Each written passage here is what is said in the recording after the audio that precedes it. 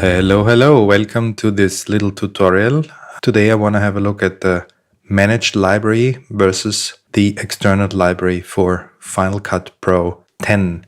We are working with version 10.2 here. So let's get started. On the desktop here I have two video clips. Let's open up the info tab here. So one of them is 1.2 gigabytes in size. The other one is 725 megabytes. That's a total of roughly 1.9 gigabytes of footage. We are going to create a new library. We're going to do that by clicking Final Cut Pro icon in the dock while holding the Option key. That doesn't launch the application straight away, but opens this Open Library dialog window here. Here you can open all the libraries that Final Cut already knows. We are going to create a new one though. On the desktop, that's fine, and we call it Demo Library. There it is. Let's bring some media in. Navigate to the desktop. Those are our two video clips. Select those. Make sure copy to library is ticked here. Everything else we leave alone for the time being, and click import selected. So it's imported into Final Cut, and here we are. Got our two video clips inside Final Cut. Let's hide Final Cut for a moment and have a look at that library we just created.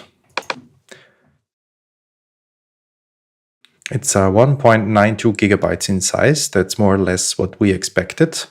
The two clips, this one and this one, they have been imported into the library and they in there. I'm going to show that to you. Go back into Final Cut, select one of the clips, right mouse button, reveal in Finder. This opens up a Finder window. If I expand that, you can see Demo Library. Inside there is a folder that has the same name as the one event we have in our library, Original Media, and there are our two clips. So if I close this, so those two clips are not referenced by Final Cut Pro anymore. Can put them in the trash, and I can empty the trash. So back in Final Cut, we can still see the two clips and work with them because they're embedded inside the library file. This approach is called a managed library. There are reasons why you don't want to have your media files inside the library. How to move them out of the library once they're in, I'm going to show you next. So hide Final Cut, go back to the desktop, create a new folder, call it Media. Just for you to check, the library, 1.9 gigabytes in size with our two video files inside it, empty. Go back into Final Cut, select the Demo Library top left, and go over to the inspector. On top here you can see a button called Storage Locations. There you can change where Final Cut stores different things. We are interested in this first option here, says Media and in Library. So that's the situation right now. The media files are inside my library file, but I want them somewhere else. So I click Choose and navigate to that folder on the desktop we just created called Media. Choose, and now we have set the media location of this library file to a folder called Media on the desktop.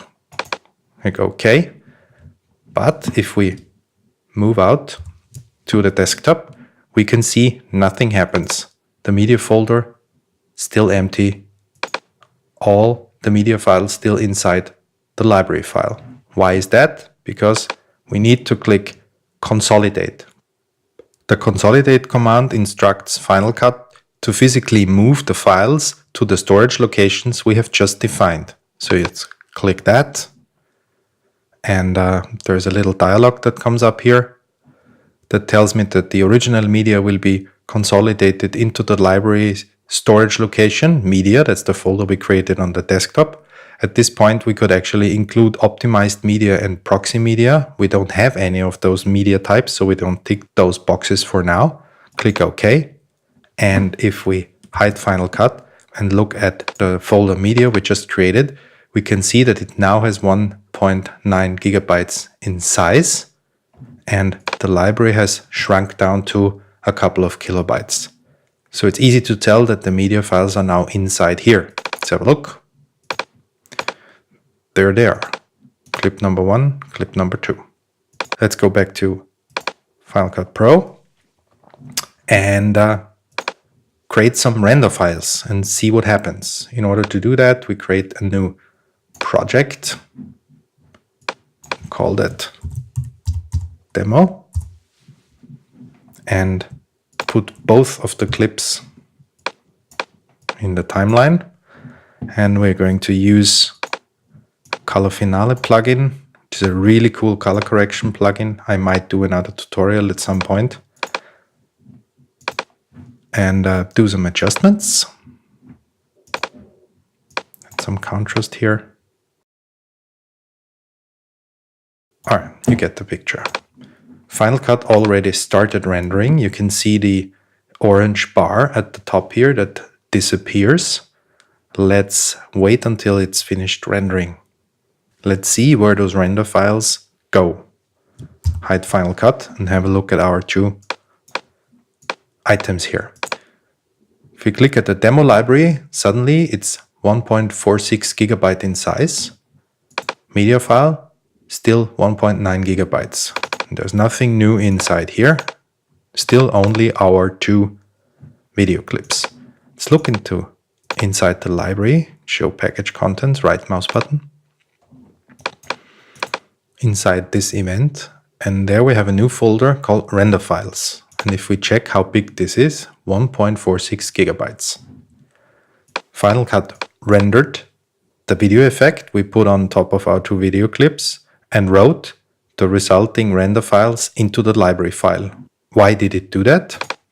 Because the cache files, and with cache files, Final Cut means all the files it generates while you work with it, goes into that location, and that location is still set to in library. We're going to set that to another folder. Go to desktop. We create a new folder on the desktop and call that render. No, let's call it generated files, because it's not only render files. Create, choose. Okay. Now there is a little pop-up coming here. Do you want to move your render files? Because it's already rendered render files that reside inside the Final Cut Pro library. We want to move those files out there so we don't have to re-render. Say OK. Click consolidate. There's nothing to consolidate because the media files are already at the location, at the storage location we defined. And let's have a look at that. Hide Final Cut. Demo library, our library file, down again to a couple of kilobytes. Media folder didn't change in size, and here we have our generated files folder, the one we just created from inside Final Cut, and it's 1.38 gigabytes in size. So the render files are here. Let's go back into Final Cut. Everything still works, everything is still rendered. We don't have to re-render anything. This approach, where the render files and the media files are outside the library file itself, it's sometimes called the lean library approach. Of course, we can do the other way around. Select demo library, come over here to modify settings and set those two media locations back to in library. Click OK. I want to include the render files, yes, and I click consolidate. And if I go out here, demo library, it's 3.3 gigabytes in size. Why is it gotten bigger? Because in there are now the render files and the media files. And the interesting bit of information here is that Final Cut did not move the media files from here to here. It just copied it. So they're still in here, but they're not referenced by Final Cut anymore. That's a kind of security precaution, so it doesn't suck files into there and you don't find them, the files are gone. But we can actually delete this file here, empty the trash. Of course, it doesn't let me empty the trash. And we also can trash the generated media files, so we can secure empty the trash. Otherwise, Final Cut won't let me delete the files it's opened. Go back into Final Cut. Still everything there, because everything is contained within the library again. Thanks for watching and stay creative.